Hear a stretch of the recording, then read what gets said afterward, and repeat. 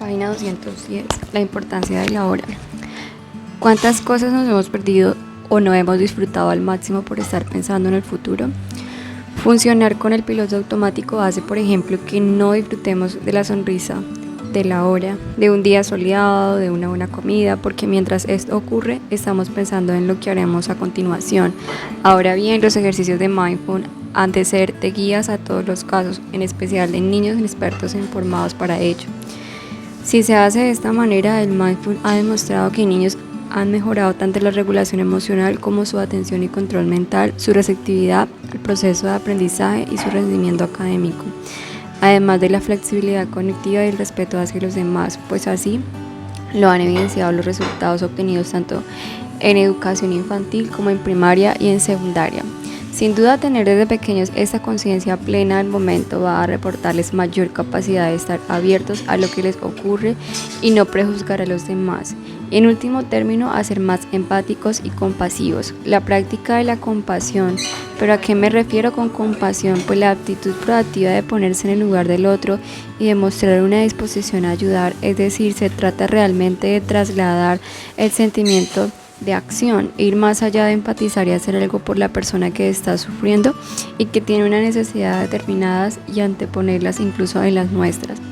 Un estudio realizado en el 2017 en la Universidad de Colorado constató que las áreas cerebrales que se regulan la percepción del sufrimiento ajeno y la compasión en diferentes, y las primeras nos ayudan a empatizar con los demás, mientras que las segundas nos incitan a que los ayudemos. En ese sentido, los niños pueden sentir compasión hacia el sufrimiento de otros, pero también los más absoluta diferencia incluso pueden mofarse que sufren y mostrar crueldad. Precisamente por eso es fundamental guiarlos en este aprendizaje para que lleguen a comprender paulatinamente el sufrimiento humano. Es compartido y universal que frente a este resulta necesario e importante saber ponernos en el lugar de los demás para intentar sacarlos del sufrimiento, así construir entre todos una sociedad más solidaria y más feliz. Del mismo modo, es relevante señalar que la compasión, al igual que otras capacidades más físicas y académicas, se pueden mejorar con la práctica y el entrenamiento continuo. En investigaciones llevadas a cabo en la Universidad de Windsor, en Washington, Estados Unidos, se demostró que tras 30 días de práctica en un tipo de mediación denominada compasiva, los participantes aumentaron su capacidad altruista e incluso incrementó la actividad de diversas partes del cerebro relacionadas precisamente en el entrenamiento de compasión. Desde la edad escolar obtendremos todo su mayor resultado. Da rienda suelta a la creatividad, curiosidad, creatividad y empatías.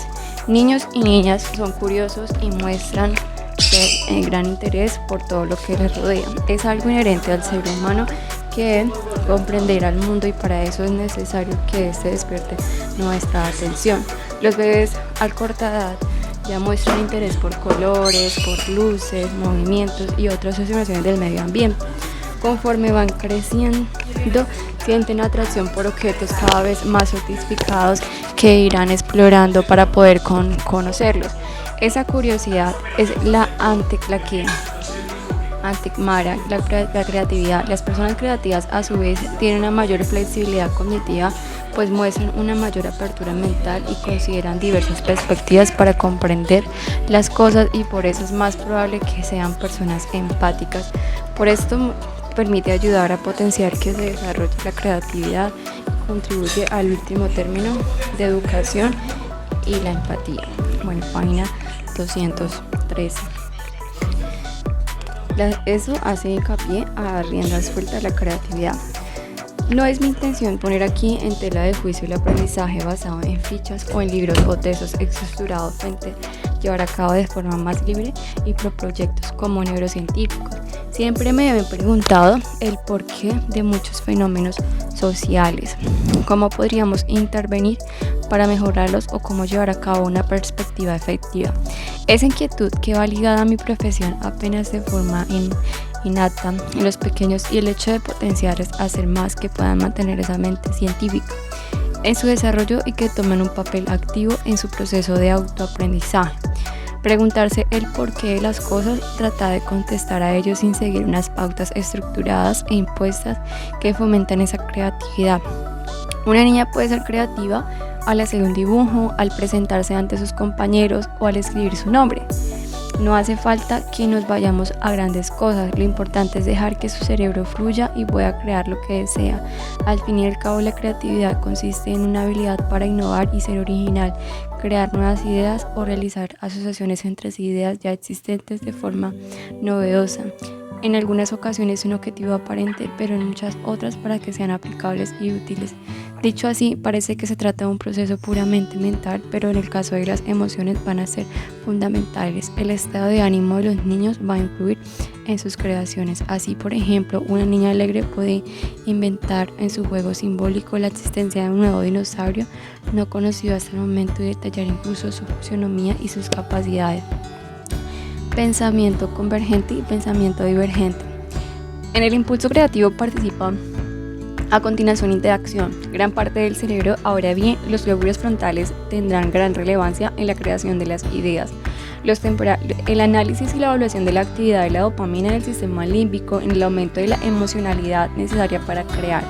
Todo eso explica por qué el hecho de que alguien innove no depende únicamente de que tenga nuevas ideas o de forma espontánea, pues es sabido que en ocasiones las grandes creaciones se han producido gracias a la concentración y la perseverancia. Intentaré explicar todo eso con más. La psicología se habla del pensamiento divergente como aquel en el que se toma en consideración tantas soluciones como nos sea posible para resolver un problema. Son las que nos ocurren, por ejemplo, al ducharnos mientras hacemos deporte, aunque muchas de ellas nos desencadenamos en inmediato al ser prácticas realizables. El pensamiento convergente, por su parte, es completamente racional. Está basado en la atención, en el análisis, en la situación en el que se produce cuando pensamos ahora dando vueltas y vueltas a la información en la que disponemos. Si bien se ha relacionado más la creatividad con el pensamiento divergente, los estudios científicos más actuales nos indican que ambos tipos de pensamiento son fundamentales porque aunque quizás la primera idea nos pueda venir de forma inesperada o poco lógica, si a partir de un momento del proceso creativo somos más perseverantes en perfeccionarla, es probable que al final no llegue a nada. Todo esto es relevante por sus aplicaciones en la educación. Para potenciar la creatividad de nuestros hijos hay que dejarles dar rienda suelta a su curiosidad e imaginación, pero también hay que enseñarles que para que eso ocurriera llegue a un ritmo es necesario un esfuerzo y una dedicación. Quinta parte, la apertura a lo que nos rodea y las relaciones empáticas. Estar abierto a lo que nos rodea hace que integremos inconscientemente la información proveniente de todos nuestros sentidos. La neurociencia ya ha demostrado que lo que llega por diferentes canales visual, auditivo, olfativo, gustativo a través del tacto se percibe de forma integrada. De este modo resulta imposible centrar una modalidad sensorial concreta. Esa actitud de apertura hacia lo que nos rodea puede favorecer a su vez el desarrollo de la capacidad empática y en general la empatía se mantiene y mejora con mucha actividad de la vida cotidiana, tanto un título personal como en las relaciones con los demás. Son el resultado de unas actitudes ante la vida. Por eso es tan importante tenerlas presentes y potenciarlas. Intentar sobre todo flexibles, mentales, entender que no hay dogmas, verdades absolutas, sino diversas formas de entender las cosas y de ser respetuosos, solidarios y compasivos con los demás. Se trata en definitiva de educar la diversidad para poder alcanzar la igualdad, pero la confianza en los otros, la colaboración también ayuda junto con el fenómeno del optimismo y la positividad, así como potenciación de la escucha activa, que son otras de las estrategias encaminadas a nuestros objetivos.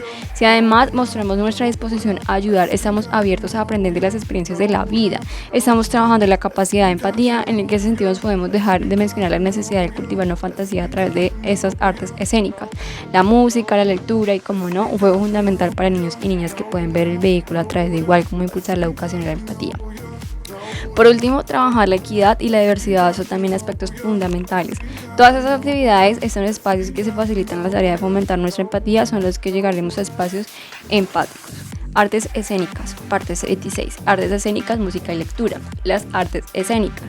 El cine y el teatro y la lectura son herramientas a través de las que se puede desarrollar la empatía de los niños, que favorecen el desarrollo del corte cerebral, pues estimula la abstracción y la fantasía del pensamiento crítico y la capacidad de ponerse en el lugar del personaje de ficción. Dan la oportunidad de lograr una mayor flexibilidad mental, de comprender el mundo de diversos puntos de vista y de respetar otras culturas, ideologías y creencias. Las artes escénicas además pueden ayudar a identificar mejor las emociones de los demás y crear nuevas conexiones cerebrales del mismo que lo hacen las experiencias que nos ocurren en la vida cotidiana.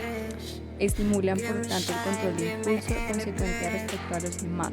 Los niños se sienten fascinados por el teatro, les gustan los títeres, representación de cuentos, juegan a ponerse en el lugar de los personajes, al ver el mundo a través de ellos. También se sienten atrapados por los cuentos, fábulas y por las historias que les contamos. Todo eso estimula tanto el componente cognitivo de la empatía al hacer que adopten otras perspectivas mentales o formas de entender al mundo, como se menciona mediante acercamientos a las emociones del otro y su comprensión. La lectura y la escritura. Los estudios científicos apuntan a que tanto la lectura tradicional y el papel comparada con la digital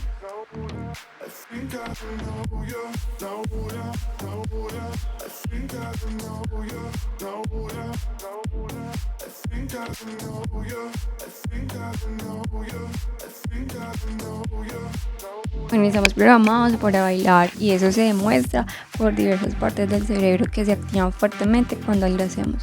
La danza y el baile promueven el bienestar y la influencia de calidad de vida y la salud. Nos hace sentir bien, estimula el optimismo, las relaciones sociales, así como la confianza, la sincronía con los demás. Por supuesto, el baile puede ser también como una excelente vía para mejorar la colaboración y la empatía de los niños. Los estudios de neuroimágenes han comprobado que los bebés muestran un sentido rítmico musical. Escuchar determinados rítmicos afecta a sus ondas cerebrales, que le indica que son reactivos a las melodías. La música no es gratificante, activa las áreas cerebrales responsables del esfuerzo y también estimula la liberación de dopamina, que como sabemos es un neurotransmisor muy implicado en el placer y la felicidad. Escuchar una canción que nos gusta pues puede mejorar el humor a través de esos mecanismos, y como ocurre también en los más pequeños, a los que ya sabemos ver a la edad de 2 años saltando mostrando alegría cuando cambian o bailan una canción en un festival de fin de curso. La música activa además el hipotálamo, las partes del cerebro más primitiva que compartimos con muchas otras especies animales y que están implicadas en la regulación de las funciones básicas como la alimentación, las conductas de violencia, entre otros, pero también se complican el hiporfosis, la parte del cerebro que libera la liberación de las hormonas. Así el cantar reduce la liberación de cortisol, las hormonas del estrés y desimula la oxitocina. Más explicable, el apego favorece el desarrollo del autocontrol y el establecimiento de vínculos efectivos. Muchos maestros utilizan el canto de las aulas de la educación infantil. Se trata de un modo de trabajar la empatía a través del fomento del apego en el grupo, e incluso hay otros centros educativos que cuentan con los primeros años en el colegio. Cantar puede incluir resultados terapéuticos y por eso es recomendado por los psicólogos para tratar diversas afecciones, ya que mejora el estado de ánimo, disminuye la ansiedad. Puede ser gran ayuda también en niños, por ejemplo, en aquellos diagnosticados con un trastorno de lenguaje, déficit de atención e hiperactividad o el espectro autista. Respecto a ese último caso, la música ayuda a que los niños con autismo puedan tanto percibir como expresar de mayor modo sus emociones. Así, en ese estudio de la Universidad de Columbia en Nueva York de 2011 se observó las melodías activan áreas del lenguaje del lóbulo frontal que se activan ante estímulos científicos. Tanto la música como el baile, por tanto, pueden incluir una gran medida en el desarrollo social, y que más relevante, los movimientos sincronizados aumentan la empatía. Una investigación realizada en el 2010 en el Instituto de Max-Planck Anthropology en Switzerland, Alemania, así demostró, pues bien en niños, de acuerdo a datos, cuantos bailaban por parejas de forma sincronizada, se mostraban colaborativos y comprendían en mayor medida las emociones de los demás. El baile y la música pueden tener desde los primeros años de vida como recursos del camino de la educación y la empatía. El desarrollo empático a través del juego. La necesidad de jugar. El juego es uno de los derechos de los niños, ya que es la forma mediante que se desarrollan, aprenden y disfrutan y son felices. Es inherente a nuestra especie y solo eso también lo es para otros animales, pues aporta la herramienta necesaria para comprender el mundo y sobrevivir. Y si no pensamos el tiempo que pasan cachorros jugando, la felicidad, eso es lo que les aporta y repercute en su desarrollo y bienestar. En la actualidad, algunos padres han mermado el tiempo que juegan con sus hijos en determinadas actividades extraescolares y tienen que son mejores para ellos.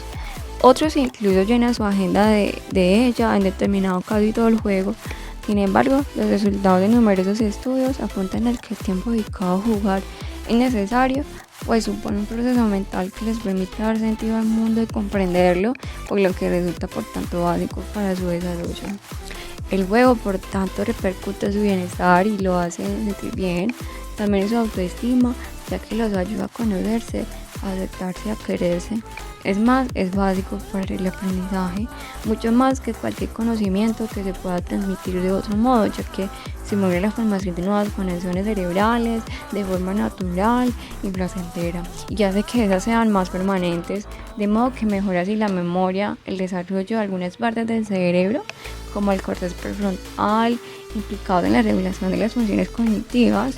Como resultado del juego se liberan diversas sustancias químicas como la acetilcolina, que regula la capacidad de concentración y la memoria, y la dopamina, relacionada a la felicidad y el esfuerzo, de ahí que les es gratificante que refrescan bienestar a los niños. La liberación de serotonina mediante el juego, por su parte, influirá en las mejoras del estado de ánimo, reducirá el estrés, la agresividad, y por eso tiene un efecto tan terapéutico en bienestar psicológico, sobre todo cuando los pequeños pasan por periodos tensos. Por último, diversas investigaciones muestran también cómo, tras disfrutar un tiempo en juego, mejoran el ejercicio de resultados en tareas cognitivas complejas. En ese juego también influye notablemente en las formas en que los niños desarrollan su imaginación, que es una parte componente cognitiva, y la empatía. Eso se desarrolla con el llamado juego simbólico, cuando por ejemplo una niña imagina que es una pantera negra y que corre en la jungla, un niño que se pinta el gobierno de su barco a alta altura del mar. La simulación contribuye además al desarrollo del aspecto y la toma de otras perspectivas de comprensión empática. El juego interactivo también permite que los niños asuman el papel de lo determinado de forma continua, que además eso favorece ese modo. Por eso el hecho de no poder dedicar tiempo diario a jugar de forma imaginativa libre influye en su desarrollo e impide que los niños se sientan felices e integrados en el grupo. Fantasía y aprendizaje. Se ha demostrado además que la transmisión de conocimiento en un contexto mágico facilita el aprendizaje. En un estudio llevado a cabo en la Universidad de Pensilvania en el 2015 se evaluó en preescolares más de 100 centros educativos aquellos que habían escuchado relatos fantásticos en los que parecían, por ejemplo, dragones y castillos, aprendieron más vocabularios nuevos que aquellos de los que contaron historias realistas relacionadas con la agricultura o la cocina. La fantasía ayuda a que los niños aprendan porque a través de ella están más concentrados y atentos y que se sientan más involucrados. También fuerza que se da un sentido de lo que ha ocurrido y favorece la comprensión del mundo real al contrastar las posibilidades reales con las irreales. En niños más mayores, en adolescentes y adultos, se pueden recurrir a la literatura, el cine y el teatro, que asientan escenarios fantásticos para favorecer el aprendizaje. Las reglas del juego. En últimos términos, el juego favorece el desarrollo de las habilidades sociales y el lenguaje, ya que para poder jugar con otros niños a ser aceptados en el juego hay que seguir unas reglas, adaptarse a los cambios que han surgido durante este. Esto repercute en el desarrollo de la flexibilidad cognitiva y la creatividad, características fundamentales de las personas empáticas. Aprender a jugar facilita que los conocimientos se asienten y consoliden, y los estudios científicos en materia de aprendizaje han demostrado que aquellos que no producen satisfacción y alegría generan una mayor huella en el cerebro. El juego pues facilita la consolidación de los conceptos y la memoria al hacer que se le atribuyan un carácter lúdico, y eso se debe a que en este proceso tiene un papel fundamental del hipocampo, que facilita a través de la información la memoria a corto plazo, aquellas que nos permiten retener lo que estamos haciendo por un momento concreto. A la memoria a largo plazo, ubicada en la corteza cerebral, en que consolida los recuerdos. Pongamos como ejemplo el aprendizaje de un nuevo idioma. Nada tiene que ver con el aprendizaje clásico basado en la repetición y la memorización de vocabulario y reglas gramaticales. Los nuevos sistemas de aprendizaje en los que se potencia la motivación, la implicación y el disfrute del diálogo a través del juego. Jugar en la naturaleza. Jugar en la naturaleza supone un gran beneficio para los niños, pues mejora su bienestar y su autoestima, incluso su capacidad de concentración. Este último aspecto ha sido también descrito en niños diagnosticados con déficit de atención e hiperactividad. En concreto, el beneficio de pasar tiempo en la naturaleza parece ser similar al que se obtiene tras el tratamiento. En derivado de las utiliza eso tratar la afección. La naturaleza puede también potenciar la sociabilidad y mejorar la capacidad para resolver conflictos. En una investigación llevada a cabo en las escuelas de Taiwán, se constató que docenas cuyas aulas habían vegetación necesitaban usar en menor medida la disciplina, mientras que los niños que se sentían mejor, más aún cuando se ocupaban personalmente del cuidado de esas plantas. Lo cierto es que los juegos al aire libre y la naturaleza nos acompañan desde el principio de los tiempos, pero sin embargo cada vez menor frecuencia los niños tienen la oportunidad y la libertad de jugar en la naturaleza.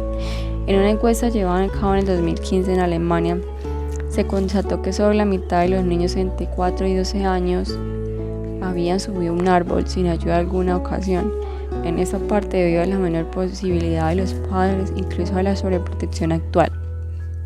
Pero sin embargo los estudios científicos han constatado que el hecho de hacerlo mejora su bienestar al incrementar la producción de sustancias cerebrales relacionadas con el placer, en concreto de los endógenos. En estos niños necesitaban arriesgarse en el juego, pues eso contribuye de forma positiva a la formación de su autoestima y de su personalidad, con la repercusión que eso tendría para su vida adulta. La lúdico, los juegos, estrategias y los juegos de ordenador.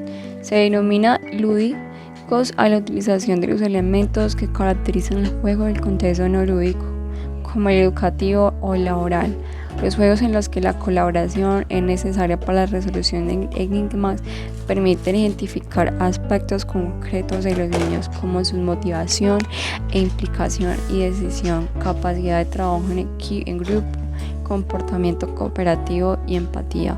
De modo, el juego facilita trabajar todas esas actitudes y capacidades de forma individual, ya que en vez de identificar las fortalezas y las debilidades que necesitan reforzarse, se puede intervenir individualmente en forma guiada. Quiero remarcar aquí los juegos en ordenador nunca deben reemplazar el juego libre, que ha de ser en la medida de lo posible el aire libre y supervisión, es decir, sin que los niños se sientan que los están vigilando. Y eso vale también para los videojuegos psicosociales en la red, en los que los personajes se presentan su ayuda mutua a los jugadores que participan de manera colectiva mediante la conexión al mismo tiempo a través del internet. Y aunque que llevan a los jóvenes a cooperar más al tener interacción con sus compañeros, siempre es preferible el contacto real y físico. A este aspecto, los estudios de neuroimagen llevados a cabo en la Universidad de Auburn en Nigeria en el 2011 mostraron que en algunos de estos videojuegos la identificación con los personajes virtuales o avatars era tal que los jugadores se sientan tan próximos emocionalmente a ellos como su mejor amigo, lo que se demostraba por el pensar en ambos personajes virtuales y mejor. Eso es interesante porque puede afectar el comportamiento de la vida real, ya que se constata que quienes ponían en la piel de un superhéroe aumentaba su predisposición a ayudar tras entrarse en el videojuego. Esos resultados suponen, desde mi punto de vista, un camino para llevar a cabo intervenciones en la escuela, en los hogares y con la finalidad de fomentar la empatía, ya que los niños que juegan con regularidad, por ejemplo, a ser superhéroes, se mostrarían más solidarios y altruistas en la vida diaria. Los espacios empáticos. Los espacios necesarios. Lo dijo ya María Montessori, los espacios en los que se produce el aprendizaje de los niños y el modo en que se organiza en el aula son fundamentales para que éste sea exitoso. Pero ¿cuánto entendía ella de había conseguido el éxito? Pues básicamente cuando se educaba para la paz y se incentivaba la colaboración a través de gran parte del fomento de la empatía. Y por ello se consideraba esencial que dispusiese un espacio en el que fuera posible aprender, colaborar y, por supuesto, memorizar, empatizar. Así pues, los llamados rincones de la recordia, mesas de paz, son espacios que acercan posturas para la reconciliación de los conflictos, en el que se crea un clima relajante y que disminuye la ira y activa la calma, desde donde se puede tomar mayor medida respuestas conciliadoras. En realidad, lo que hace es facilitar que se pueda actuar desde la reflexión, es decir, desde la respuesta mediada por la corteza prefrontal, en lugar de hacerlo desde la emoción, desde la rabia que siente ante el conflicto, donde hay una mayor activación de la amígdala cerebral. La neurociencia está comprobando cada vez más la importancia de la disposición de los espacios educativos para la educación empativa, yendo más allá para que podamos sentirnos más felices. Multitud de estudios científicos muestran los beneficios de los espacios amplios y abiertos, libres de objetos, con una luminosidad, ventilación adecuada para nuestra salud y bienestar. Esto es aplicable en nuestras viviendas, centros de trabajo y, lo más considerable, más importante, ha de serlo en aulas y patios en los que se crecen nuestros pequeños. Nada tiene que ver, por ejemplo, un aula luminosa que recibe la luz solar directa en otra oscura que se ilumina siempre artificialmente. La primera permite que se estimule la liberación de la melatonina a través de las glándulas pineal y también de serotonina, ambas sustancias relacionadas con el estado de ánimo, por lo que es fácil suponer que cuando estén en esta hora los niños se sentirán mucho mejor de partida, al igual que se tiene amplio espacio donde moverse, o en caso que no aten directamente, pues al fin y al cabo este es un libro, se disponen de espacios cómodos pensados para leer. En ese sentido, y a modo de anécdota, podríamos comentar en que no en pocas ocasiones, debido al hecho de que se describa y publique libros, infinidad de padres me han preguntado cómo pueden fomentar a sus hijos que se acerquen a la lectura, y en esas ocasiones mi respuesta es sencilla, que obvia: hay en su casa un sillón cómodo para que lean, un lugar con buena luz, tranquilo, adecuado para que ellos, donde puedan sentarse a leer sin ser molestados y donde se sienten a gusto haciéndolo. Podría incluso ir más allá: hay libros adecuados para ellos, su edad, sus gustos en casa, tienen lecturas atractivas para elegir a su alcance, os ven leer a vosotros. Pero me estaría saliendo del tema principal de ese capítulo. Multitud de investigaciones científicas ya clásicas mostraron que el hincapié en uno de los mayores factores estresantes tanto en animales como en personas, la falta de espacio y la sensación de estar invadidos por objetos, incrementan la irritabilidad, incluso la hostilidad, lo que va en deterioro la adopción de estrategias colaborativas, empáticas para resolver los conflictos. Las nuevas tendencias educativas tienden a proyectar patios dinámicos como lugares en los que se puedan continuar con labores pedagógicas, pueden influir en la formación de las identidades de los más pequeños. Se trata de asuntos importantes. Esos espacios suponen el contexto en el que se crecen, se desarrollan y socializan niños, y también pueden ser que se les transmiten valores, contribuyen por tanto al fomento de la sociabilidad, el desarrollo de la afectividad y, en definitiva, de la empatía y la relación de ayuda. Y precisamente por eso es tan importante que la disposición de los espacios sean adecuados y se abran opciones para que todos los niños disfruten del patio. De acuerdo con esos principios, hoy en día, por ejemplo, se dan gran importancia a la colaboración de las piezas de deportes que dejen espacios a otros juegos, pues muchos niños estarían menos frustrados si al querer jugar fútbol tuviesen otros lugares para leer, bailar, así que pues ser ocupados sobre el espacio, deporte y empatía. El ejercicio físico y el deporte son fundamentales para un adecuado desarrollo del cerebro. Lo modifican y lo facilitan el aprendizaje a través de mecanismos como el fomento de la plasticidad, la sinapsis entre las neuronas, la formación de nuevas neuronas y el aumento de la sangre que lleva a esta.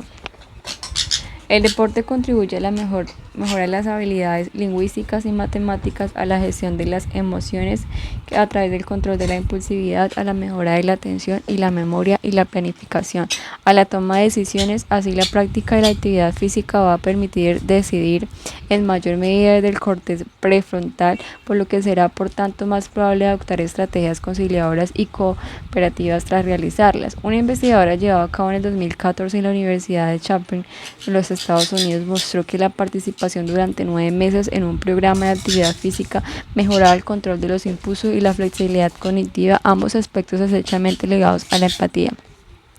Por todo eso, obviamente, contar con espacios adecuados para practicar el deporte es por tanto de vital importancia. Además, es también que estén habilitados al comienzo del día, pues de este modo los efectos de la actividad física serán mayores y el rendimiento y el aprendizaje. Pero no se trata solo de eso. Junto con la amplitud de los espacios no se pueden descuidar otros aspectos como la variedad de superficies en cuanto al tipo de material y altura, la presencia de los espacios tranquilos y otros en los que haya ese movimiento, los espacios naturales y las zonas verdes y la disponibilidad elementales claves para el juego. Las ventajas de un buen patio. Los patios y los parques dinámicos son inclusive, pues atienden a la diversidad, integran de modo que son espacios para todos, favorecen el desarrollo personal y la autoestima, la gestión de las emociones y la motivación por relaciones con los demás. Se basa con una convivencia empática con los demás donde se respeten las normas y los hábitos cívicos, la participación responsable en toma de decisiones y el empleo del diálogo para llegar a acuerdos. Además, facilita la coeducación, donde niñas y niños pueden elegir libremente el tipo de juegos sin verse excluidos o limitados por las posibilidades que ofrece. No podemos pasar por alto que muchas investigaciones han mostrado que tanto la organización como la distribución de los espacios escolares han sido clásicamente realizados pensando más en los niños que en las niñas, y que esos tienden a monopolizar a ellas, a asumirlos, y que además esas diferencias se acentúan conforme aumenta la edad escolar, lo que favorece que a este modelo sea admitido e interiorizado, por lo que se ha reforzado y mantenido como una costumbre contra lo que se fortuna en los últimos tiempos se está luchando. Por fortuna. En los patios dinámicos se fomenta además la cooperación, se establecen pautas para la detección y la lucha contra el acoso escolar. Se estimula la sociabilidad de la libertad y el respeto y la creatividad. También se trabaja la inclusión social mediante el juego. A través de todo ello se estimula la producción de endorfina, serotonina, dopamina, sustancias implicadas en el bienestar y la felicidad. Esos patios serían al fin y al cabo aquellos en los que se educan en empatía a través del respeto a los valores democráticos y la cohesión social. Colaboración y cooperación a la mediación escolar. Cooperación y gratificación. Las personas más empáticas son las que muestran mayor disposición para ayudar a los demás, las que cooperan, pero la cooperación es algo nuevo, nos acompaña como especie de tiempos inmemorables. Para demostrarlo, basta con recordar que nuestros ancestros primitivos cooperaban para acceder a los alimentos, cuidaban a niños, enfermos y ancianos en la propia comunidad. Hoy en día, una estrategia empleada en la sociedad actual es para conseguir los objetivos muy diversos de los niños, el fomento de la cooperación hacia esos interiorizada de forma de intención social y la emplean habitualmente. Pero es más, pueden llegar a ser muy satisfactorias, incluso placenteras para quien las pone en marcha, tanto así como los estudios de neuroimagen han mostrado que la cooperación mutua activa los circuitos cerebrales del esfuerzo, donde destacaríamos el denominado núcleo Hibbemus junto con el corteza prefrontal, más implicado en la conducta social, los juicios morales y la empatía, como ya sabemos. Sin embargo, no siempre se produce esa gratificación al cooperar, ya que por parte depende del resultado obtenido hacerlo. Es lo que hemos demostrado en nuestros estudios y laboratorios llevados a cabo en la Universidad de Valencia. Por ello, habíamos que 2 personas tuvieron que cooperar hasta lograr un objetivo común, construir una casa con piezas de Lego. Pues bien, al analizar los datos con el cortisol hormonal se disminuye y que el estado de ánimo mejora cuando el resultado de la cooperación es positivo. Pero la importancia del estudio reside en que si exportamos esos resultados en muchas otras situaciones como el contexto educativo, podemos entender que las tareas cooperativas que no finalizan con éxito pueden afectar el estado emocional de los niños, por lo que aprender a gestionarlas y a confrontarlas para seguir operando con la cooperación adquiría relevancia ante no habíamos presentado déficit de atención. En este contexto, por otra parte, el rol de los educadores es fundamental, ya que la frustración de un resultado negativo al cooperar puede hacer que se opte por estrategias más individualizadas. La mediación escolar. Los programas de mediación escolar pueden estar fomentados por docentes, por alumnos o por ambos colectivos. Pretenden mejorar las habilidades de comunicación, expresión asertiva de los puntos de vista, la identificación y la expresión emocional, la escucha activa y la empatía. Cuando, por ejemplo, dos alumnos se ven implicados por un conflicto, ¿sí?, pueden negociar lo que llevaría en resolución amistosa sin necesidad de ayudar, sin ayuda externa. Pero si eso no es posible, la mediación permite que una tercera persona es imparcial, puede ayudar a resolver el conflicto, y si ocurriese una persona totalmente y finalmente una decisión, estaríamos ante un arbitraje. Con su implantación, los programas de mediación escolar pretenden dar un rol activo de las partes implicadas en el conflicto, de modo que esas decidan cómo resolverlo sin la necesidad de un árbitro que lo haga. Cuanto a los niños pequeños, en ocasiones resulta complicado medir o arbitrar, con la finalidad de trabajar en la adopción de estrategias cooperativas para resolver los conflictos, para la mediación como herramienta. ¿Cómo gestionar un conflicto? El primer paso es evaluarlo para detectar si se puede resultar mediante la mediación o adoptarse otra vía. Tras ello se establecen unas normas de funcionamiento, donde se respetadas, escuchadas ambas partes y recopilando información sin posicionarse.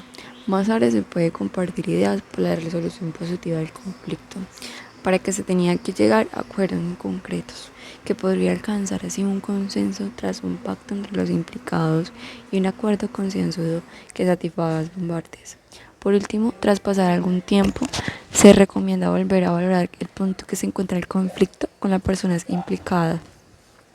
Preguntarles qué ha aportado la mediación e importancia que ha tenido para la resolución. Pensemos la trascendencia que eso tiene para la educación en empatía, ya que se integra en el aprendizaje y la negociación, la cooperación, la acción del punto de vista del otro y la conciliación cuando hay desveniencia. ¿Qué ventajas conlleva la resolución productiva del conflicto?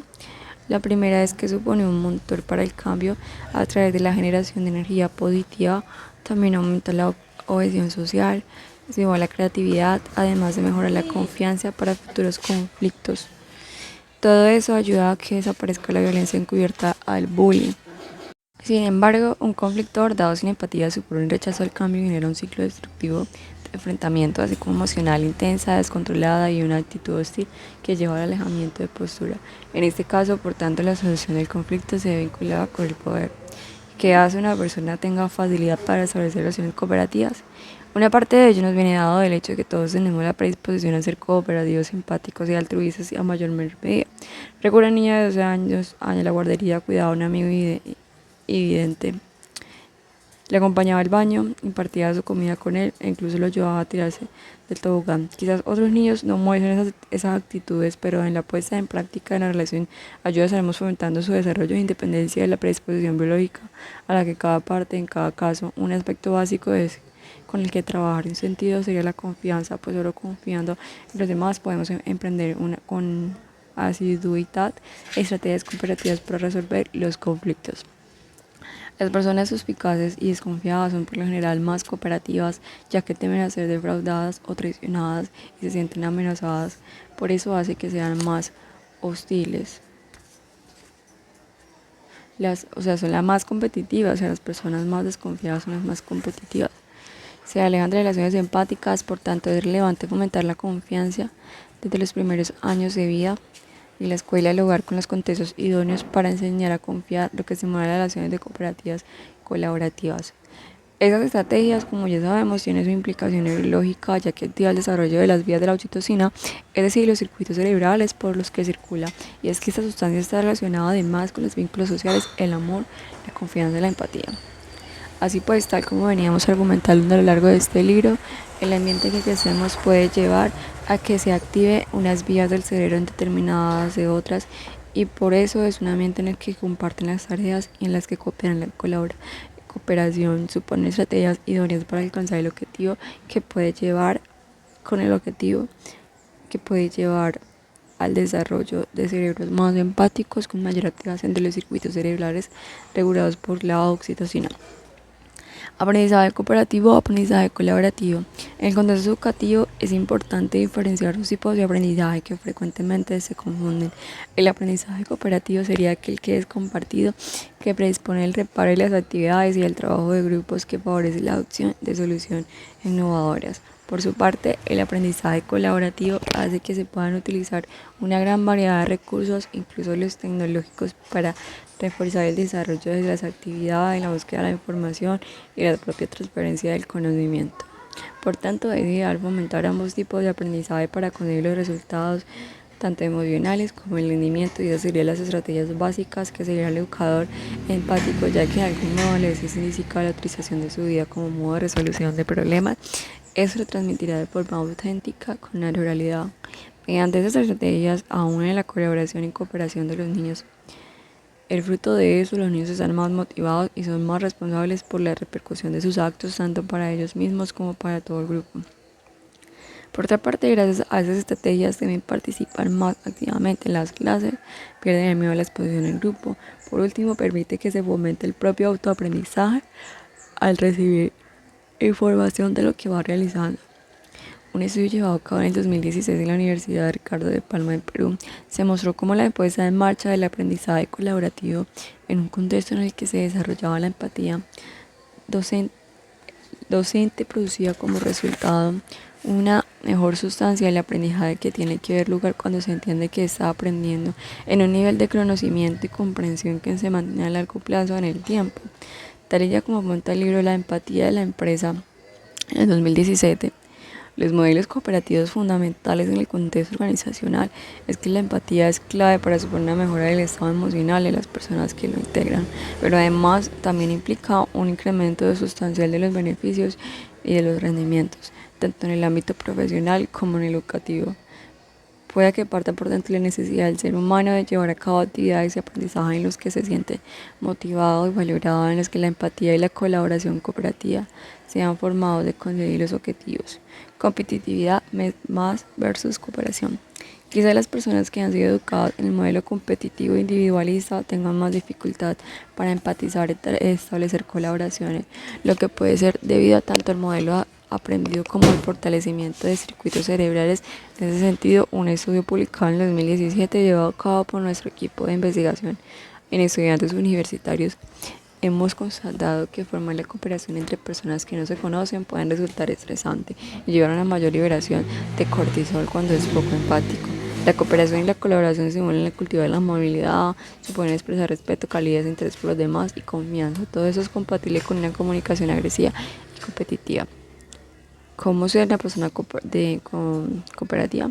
Enseña a los niños a saludar con una sonrisa al llegar a la escuela o mostrar gestos de amabilidad con sus interacciones con la maestra o con sus compañeros. Mejorará notablemente su conexión con la clase. También podemos fomentar la cohesión del grupo a través de la risa, pues programas de actividades para que los más pequeños rían hará que el grupo se mantenga más unido y que sea más fácil emprender estrategias cooperativas y colaborativas. Tampoco podemos dejar de mencionar la importancia de la generosidad y de que expresión máxima del altruismo. Si hacemos que los niños se muestren generosos, estamos fomentando sus vínculos sociales y ayudando a activar el sistema cerebral de la recompensa y las vías cerebrales de otro niño. Ante este tipo de actitudes y comportamientos, lo que redundará en que se sientan más satisfechos y felices.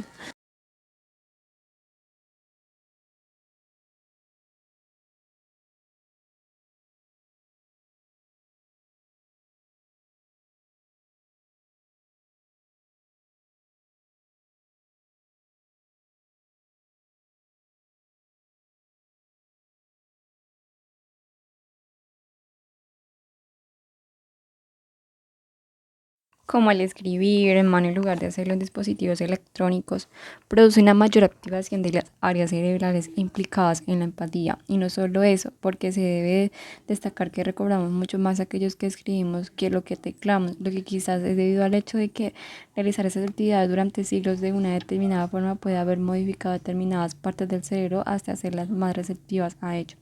En la actualidad, en lugar de escuelas de países como los Estados Unidos o Alemania, se han eliminado totalmente la escritura a mano y los niños aprenden desde el primer momento al alfabeto tal y como aparece en el teclado del ordenador.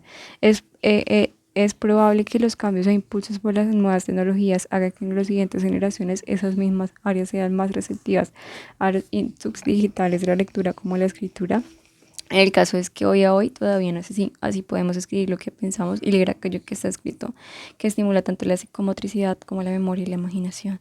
En ese sentido, combinar la lectura en el papel y la escritura a mano son los dispositivos cerebrales resulta de la estrategia más adecuada para estimular la activación cerebral y adaptarnos importantemente al desarrollo de las nuevas tecnologías, los idiomas. Otros aspectos que contribuyen a mejorar la flexibilidad mental y la capacidad de adaptarse a diversas tareas demandadas a través de mayor control, sobre todo la atención y el estar puesto más de un idioma, contar con distintas palabras para nombrar una misma cosa o la capacidad de formar las frases de modo diferente para referirse a un mismo concepto hace que el cerebro sea más flexible y esa habilidad se puede en otros aspectos ya que nos ayuda a integrar inconscientemente la idea de que hay varias vías para poder alcanzar algo y que el mismo aspecto puede ser contemplado desde distintos puntos de vista. La representación artística. Al observar una obra de teatro o un espectáculo de danza se producen cambios cerebrales por activación de las neuronas espejo, lo que indica que se está estimulando la capacidad de ponerse en el lugar de los demás. Esto quedó demostrado en una investigación realizada en el Instituto Nacional de la Salud e Investigación Médica de Francia en el 2010, en la que se medida la actividad cerebral mediante neuroimagen. En participantes que asistían a una obra de teatro en unas gafas adaptan a ellos, se produjo un concreto una activación en las partes del cerebro implicadas en la empatía tanto cognitiva como emocional, así como la comprensión de las metáforas, lo que evidenció que los espectadores se ponían en lugar de los personajes.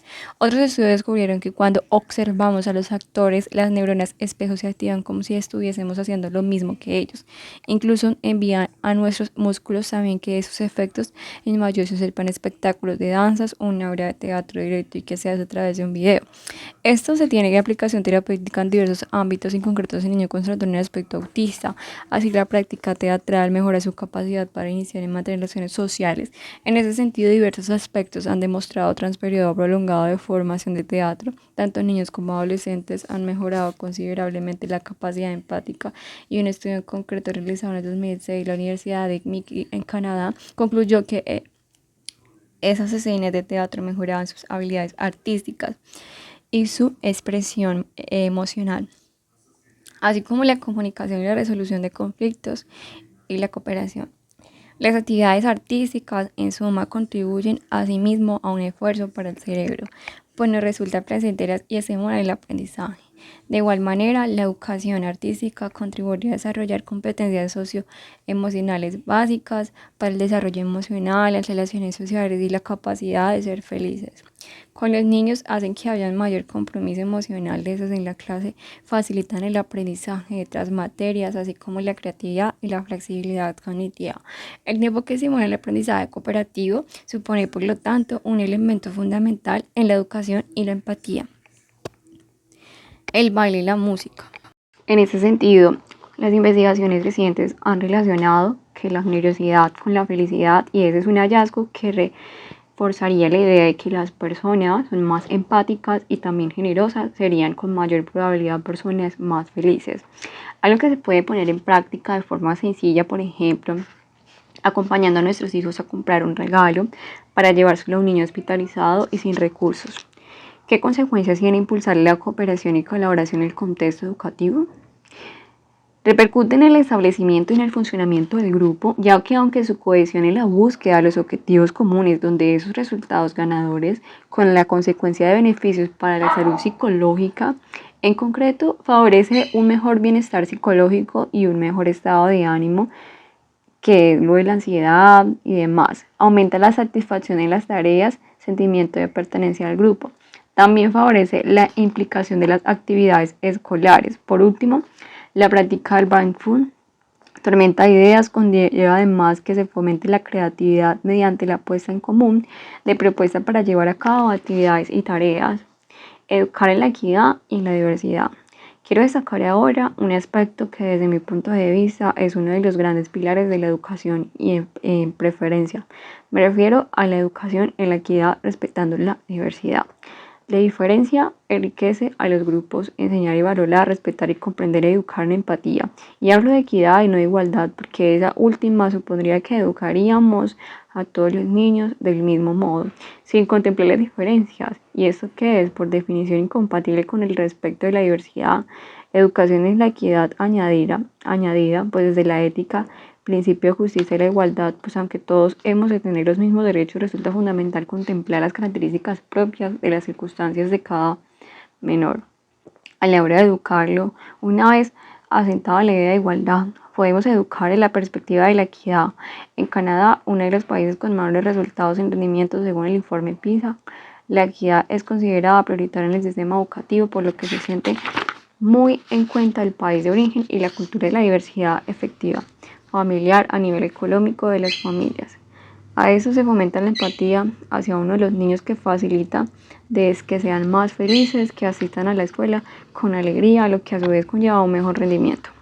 En Finlandia, por su parte, se da una atención individualizada a cada niño, se tiene en cuenta sus particularidades y se presta una especie de atención de la evolución que sigue desde su comienzo de la escolarización. lo que hace cuando los niños tienen 7 años, pues cuando se cree que presentan la madurez intelectual adecuada para ir adquiriendo los conocimientos. La lectura de las matemáticas, esa cuenta con un tutor personal y con clases de apoyo para ayudarla. Y con esa manera el trabajo y la diversidad se puede alcanzar la igualdad.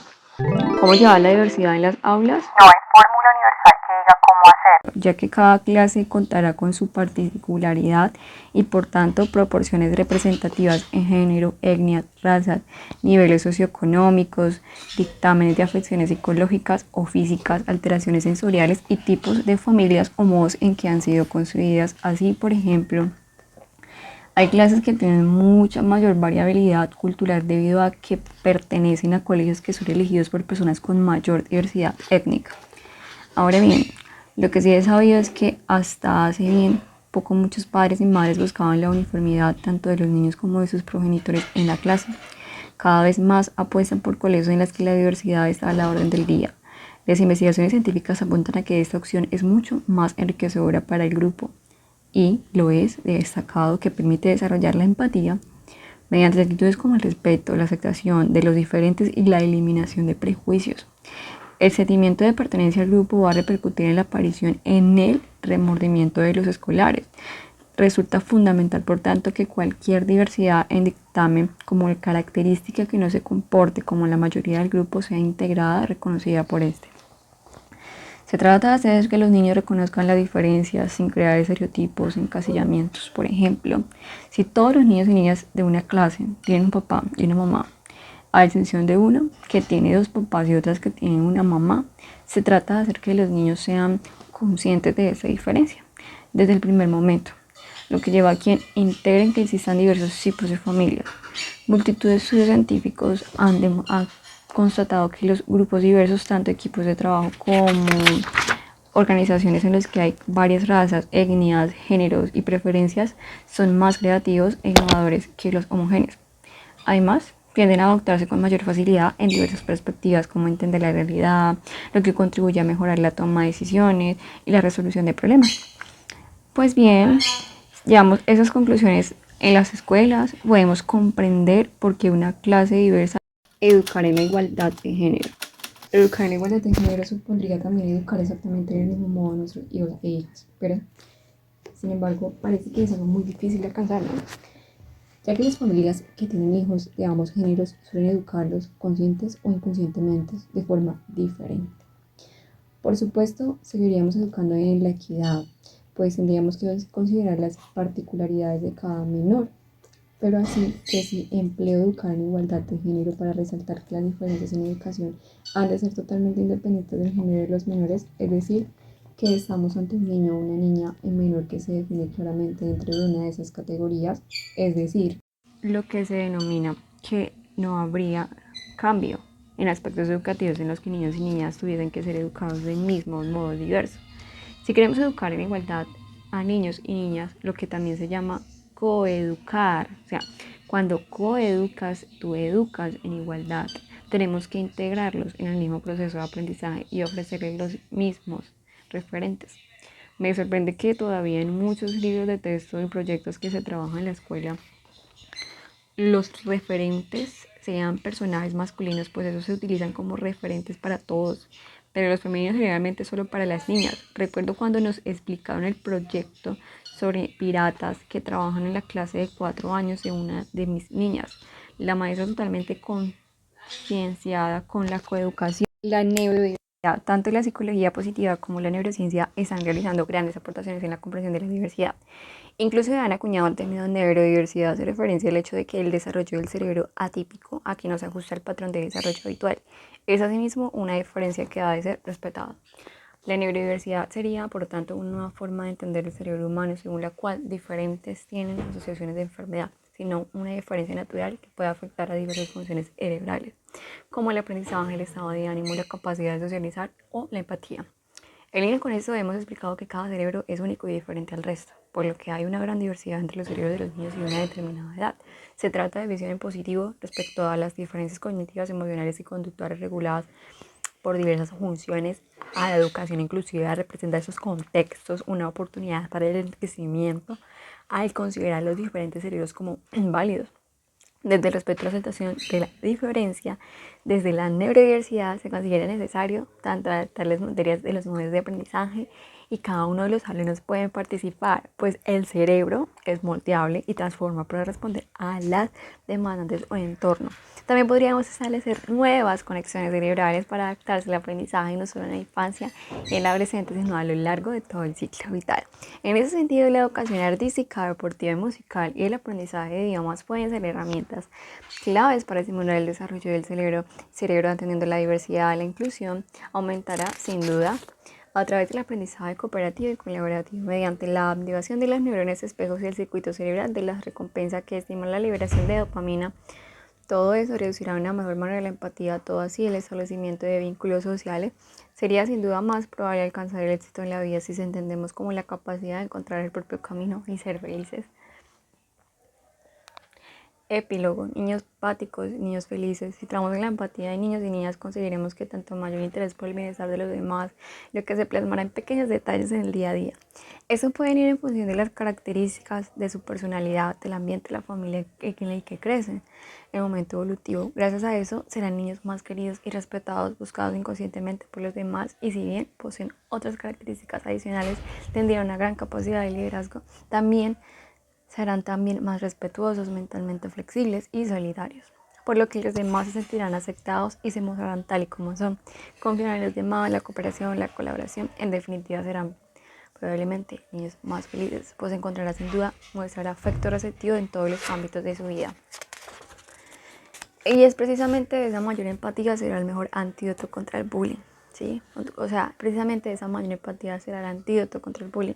Tener la capacidad de ponerse en el lugar de los demás y de respetarlos sin prejuicios percibidos e incompatibles con afligir violencia. Empatía y violencia son, como hemos dicho al principio, son caras de la misma moneda. Por lo que educar en empatía estamos contribuyendo a crear una sociedad menos violenta. Por otra parte, lo que creamos en las aulas trascenderá al ámbito laboral y de este modo las relaciones laborales serán más cooperativas, más repercutirán en las relaciones afectivas y sociales tanto en el contexto familiar como en la comunidad y consiguiente se extenderán en toda la sociedad. Y se finaliza el libro, página 262.